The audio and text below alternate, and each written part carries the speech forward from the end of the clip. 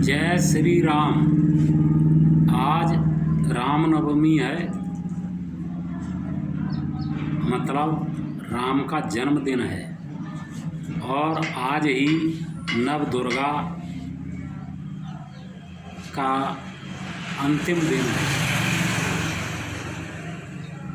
नव दुर्गा पूजा पहले से प्रचलित थी। इस दिन राम का जन्म हुआ तो इस दिन को राम के जन्म के रूप में भी मनाया जाने लगा। राम ने स्वयं शक्ति की पूजा की और नववें दिन जब उनको सिद्धि प्राप्त हुई तब उन्होंने लंका पर विजय अभियान आरंभ किया और जो बुराई का प्रतीक बन गया था रावण या और दूसरे लोग, उनको क्रम से ख़त्म किया। खरदूषण को पहले ख़त्म किया, शूर्पणखा नहीं मानी तो उसको अंग भंग किया, बाली का वध किया और फिर सब दुष्वृत्तियों का जो अधिनायक था, प्रतीक था रावण, उसका समूल नाश किया। राम जो है हमारी सभ्यता के, संस्कृति के, धर्म के, जाति के, भारत के प्रतीक हैं। वह हमारे आदर्शों का प्रतिनिधित्व करते हैं। इसलिए राम को मर्यादा पुरुषोत्तम कहा जाता है। राम के आचरण को देख लो और सनातन धर्म को देख लो, एक ही बात है। जो सनातन धर्म के तमाम ग्रंथों को नहीं पढ़ सकता है, नहीं समझ सकता है, नहीं जान सकता है, तो वह राम के चरित्र का अध्ययन कर ले। धर्म के बारे में 4 बातें प्रमाण बताई गई हैं।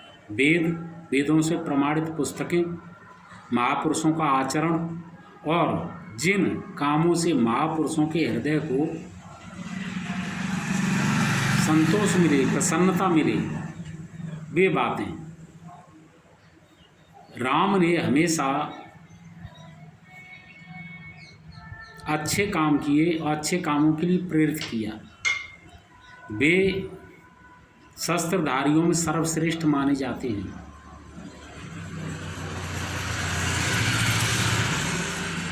वीरता का प्रतीक माने जाते हैं।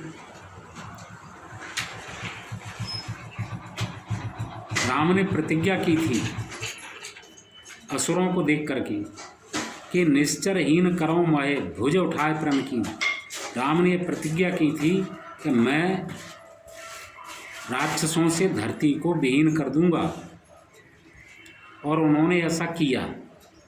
जो लोग अधर्म, अनीति, पाप, अत्याचार, अपराध करते थे, जिनका अनीति में विश्वास था, उनको नीति सिखाना, मानवता सिखाना बहुत आवश्यक है। आज फिर वह समय आ गया है कि जो ऐसी दुष्प्रवृत्तियां हैं, जो इंसानियत का, मानवता का, सत्य का, न्याय का, नीति का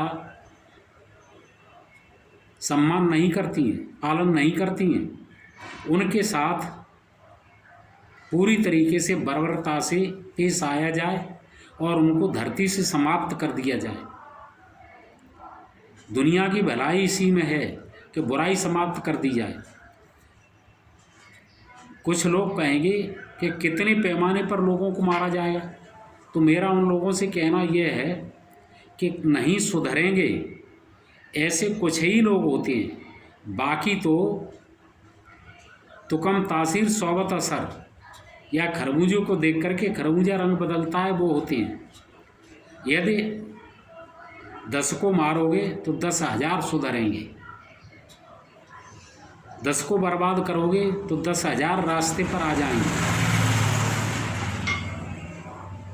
क्योंकि शांतिप्रिय लोग, अनुशासित लोग सहन करते रहते हैं, इसलिए अत्याचारियों का, अनुशासनहीनों का, पापियों का, अपराधियों का हौसला बढ़ जाता है और वो गिरोह बना लेती हैं।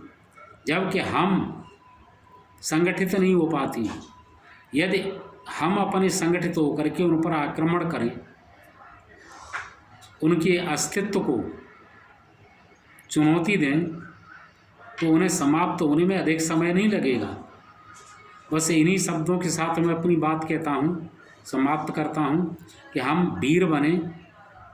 वीर होना इंसान का सबसे अच्छा गुण है, और इतिहास को जानें, और हमारे साथ जो बर्बर हुआ है, बर्बरतापूर्वक व्यवहार हुआ है, आज हो रहा है, उसको समझें और भविष्य सुनिश्चित करने के लिए उन आताताइयों को, बर्बर शक्तियों को समाप्त कर दिया जाए। चाहे किसी सीमा तक हिंसा, हत्या, बर्बरता का पालन करना पड़े तो उसे किया जाए। स्थायी शांति के लिए यह बहुत ज़रूरी है। इन्हीं शब्दों के साथ मैं अपनी बात समाप्त करता हूँ। जय हिंद। आप सभी को नमस्कार।